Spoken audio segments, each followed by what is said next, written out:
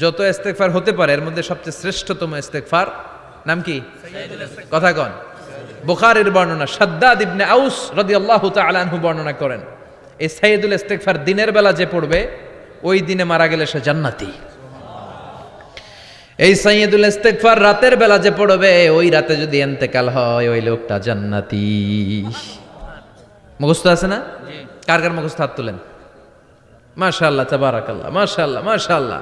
আর যাদের নাই তাদের হোমওয়ার্ক, তাদের আল্লাহুম্মা আনতা রাব্বি লা ইলাহা ইল্লা আনতা খালাকতানি ওয়া আনা আবদুক ওয়া আনা আলা আহদিকা ওয়া ওয়া'দিকা মাস্তাতা'তু আউযু বিকা মিন শাররি মা সানা'তু আবুউ লাকা বিনি'মাতিকা আলাইয়া ওয়া আবুউ লাকা বিযামবি ফাগফিরলি ফাইন্নাহু লা ইয়াগফিরুয যুনুবা ইল্লা আনতা।